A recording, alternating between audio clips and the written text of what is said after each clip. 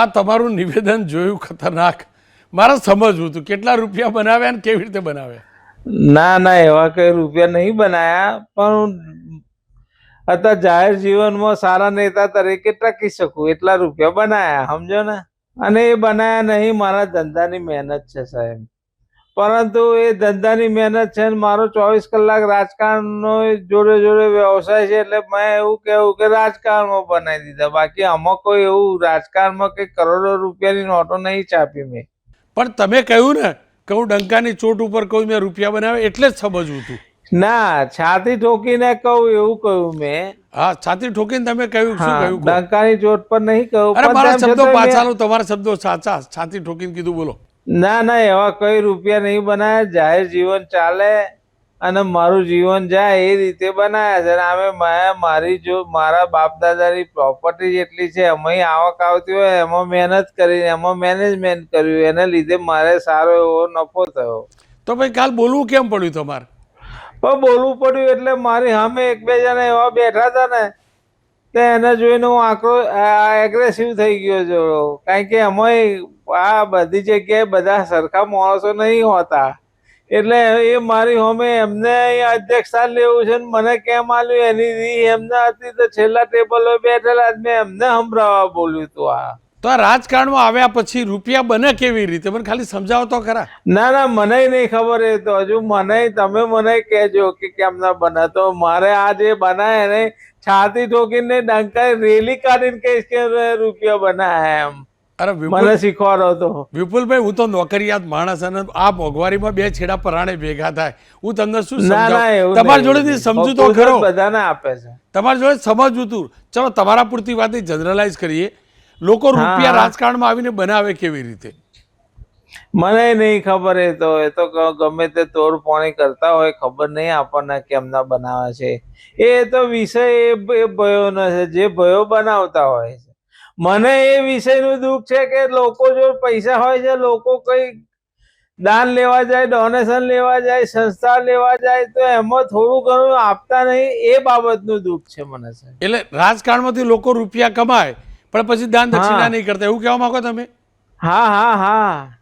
તો કેવી રીતે આ લોકો રૂપિયા કેવી રીતે કમાય એ નહીં ખબર મને. હવે તો હું થોડો પીર નેતા થઈશ, તારે અમને સમજાવીશ કે જો આ રીતે રોનકભાઈ બને.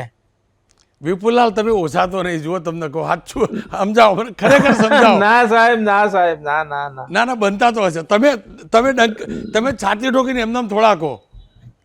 એ તો હવે અત્યારે હું ઉછળતો છું નેતા યાર, એટલે આવેશમાં આવી ગયો, એગ્રેસિવ થોડો થઈ ગયો, લોકોને સમજણ પાડ્યું હોય. અને હું નેતા આ રીતે ના થયો તો પછી અર્થ નહીં એનો. તો આ ખાલી બોલ બચ્ચા નતા, હકીકત આવી નથી, એમ કહેવા માંગો તમે? હા હા હા, હકીકત નહીં એવી. પણ આ બધું તમે બોલ્યા, એની અસર શું આવી? કે મારી જેમ ખુલીને કોઈ ખેડા આણંદમાં કોઈ નહીં બોલે, કોઈ નેતા નહીં બોલે, એની અસર શું? બીજા નેતાઓને ઈર્ષ્યા થઈ હશે કે વિપુલભાઈ કમાઈ ગયા ને અમે રહી ગયા.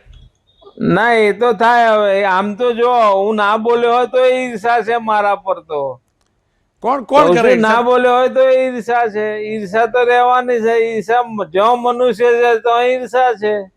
પણ તમે રૂપિયા કમાઈને ઈર્ષ્યા કરે કોણ? તમારા પક્ષના જ નેતાઓ ને. હવે જેને કર્યું હોય એને કરે, આપણે એને જોવાનું નહીં. આપણે આપણું કામ કરવાનું, નીતિ હેરવાની, નીતિથી રાજકારણ કરવાનું. તમને કોઈ પક્ષમાંથી કહ્યું ખરું, પછી આ પૂછ્યું ખરું કે વિપુલભાઈ આ વિપુલ માત્રામાં રૂપિયા કેવી રીતે બન્યા? ના ના, એવું કઈ પૂછ્યું નહીં, પણ પૂછશે એવી મને ખાતરી છે. કારણ કે તમારા લોકોનો સહયોગ આમાં ચડાવવામાં વધારે છે એવું લાગે છે મને. અરે મોટા ભાઈ, એક સેકન્ડ જુઓ, ફરીથી અમારી ઉપર આરોપ ના લગાવશો વિપુલાલ. તમે બોલ્યા છો અને તમે તો છાતી ઠોકીને બોલ્યા છો. તમે છાતી ઠોકીને બોલો, અમે પ્રસારિત ના કરીએ તો અમે ગુંડા ગણાઈએ. કેમ ના? ના ના ના, ગુંડા તમને માંથી ના કહેવાય અને ગણાવાય નહીં. તમે છે ને, તમારું તો બહુ નામ છે. મારું નામ છે મોટા ભાઈ, પણ રૂપિયા તો આપણે તો પેલા નાણે નાથા, નાણા વગરનો નાથ્યો એના જેવું છે. તમારી જોડે પૈસા તમારી જોડે એવું નહીં, એવું નહીં. પણ મને ખાલી એકદમ પવિત્ર ભાવે એવું પૂછું, એકદમ ગંભીરતાથી પૂછું, માત્ર તમારા પૂરતું નહીં, જનરલાઇઝ કરીને પૂછું છું. રાજનીતિમાં લોકો કયા આશયથી આવે છે અને ખરેખર રૂપિયા બનાવે છે? આરોપ લાગે છે, સાચું ખોટું? ના, આરોપ લાગે છે એ સાચું છે. રાજનીતિમાં લોકોને મોટા થવું છે, સારી સવલતો જોઈએ છે એ હેતુથી જ આવે છે. અને રાજનીતિમાં રૂપિયા કેટલા વપરાય છે રાજનીતિમાં ટકવા માટે?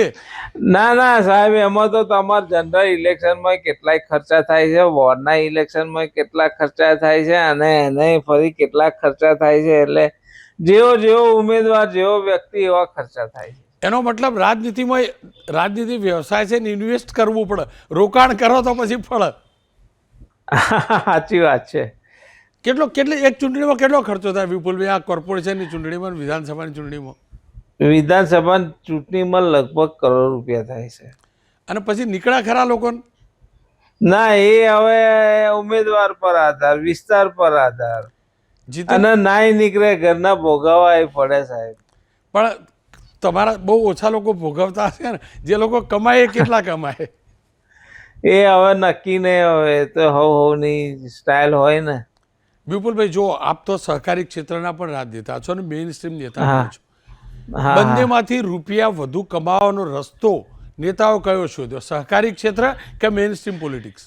ના, આ તો સહકારમાં અત્યાર સુધી શું હતું ભાઈ, સહકાર મારે ભાગે આવ્યું હતું ને, મને તો આગળ જનરલ ઇલેક્શનમાં ચાન્સ નતો મળતો, એટલે મેં ઘૂસ મારી સહકારમાં. કારણ કે મને એમ થયું કે આ લાઈને ખોટી નહીં, આ લાઈનમાં થોડુંક આગળ આવશે, એટલે આ લાઈનમાં મેં પકડી હતી. અને હું જ્યારે સહકારમાં ઘૂસ્યો ત્યારે અહીંયા ગુજરાતમાં શું, અહીં કોઈ જિલ્લામાં સહકારી આગેવાન નતો. પણ રૂપિયા લોકો શેમાંથી કમાય? સહકારી ક્ષેત્રમાં મેઇન સ્ટ્રીમ પોલિટિક્સમાંથી? મેઇન પોલિટિક્સમાં. કેમ? સહકારમાં તો સંસ્થા હોય, સંસ્થાને ડૂબાડાય નહીં ને. સહકારમાં ખબર પડી જાય, મેઇન સ્ટ્રીમમાં ખબર ના પડે, નેતા રૂપિયા ના પડે. પણ હું બહુ ગંભીરતાથી આ મુદ્દાને ઉઠાવ્યો છું વિપુલભાઈ, અને આ હકીકત છે કે તમે ખુલીને બોલ્યા. લોકો બોલતા નથી, આ હકીકત છે. ચૂંટણીમાં કેટલા રૂપિયા વપરાય અને વાપર્યા પછી ભેગા કેવી રીતે થાય? પણ રૂપિયા કમાવાની બધી રાજનીતિ માટે કેટલી ઘાતક અને કેટલા પ્રમાણમાં છે? ઘાતક તો હવે આતા જે રીતે બજાર જઈ રહ્યું છે, જે રીતે જમીનોના ભાવ વધી રહ્યા છે, જે રીતે લોકો આસમાન છૂ રહ્યા છે, અને અત્યારે લોકોના શોખ અજબ ગજબના થઈ ગયા છે, લોકોને મોંઘી ગાડીઓ ફેરવવી છે, આ બધા ખર્ચા કાઢવા હોય ને, એટલે બધો કોઈકનું કોઈક ગંડા એ લોકો કરતા હોય, મને ખબર નહીં. એટલે રાજનીતિમાં આવનારા નેતાઓ શોખીન થઈ ગયા એવું કહેવા માંગો છો? ખાદી પહેરવા વાળા? ના, ખાદી પહેરવા વાળા નહીં, હતા તો બધા લિનન પર આવી ગયા છે સાહેબ. લિનન વાળી ખાદી, લિનન વાળું કોટન પહેરી એટલે લિનન તો બહુ મોંઘું મળે છે, અને એક જ દિવસે પહેરે ફરી એના ધો કરે ને, એટલે આર કરતા થઈ ગયા છે. એટલે અત્યારે એ ખાદી ગાંધીવાદીઓ એ બધી વાતો અત્યારે બાજુમાં છે. એક અંતિમ સવાલ વિપુલભાઈ, અને જેનાથી સ્પષ્ટતા થાય એટલે હું આ ખુલાસો કરવા માંગુ છું, એટલા માટે કે બહુ ઓછા, જો તમે જે બોલ્યા ને, અને જો એવું હોય તો ખોટું તો છે જ, રાજનીતિ એના માટે ન હોય, પણ તમે બોલવાની હિંમત ચોક્કસથી કરી, નિખાલસતા તમારી દેખાઈ, આ સંવાદમાં દેખાઈ નિખાલસતા.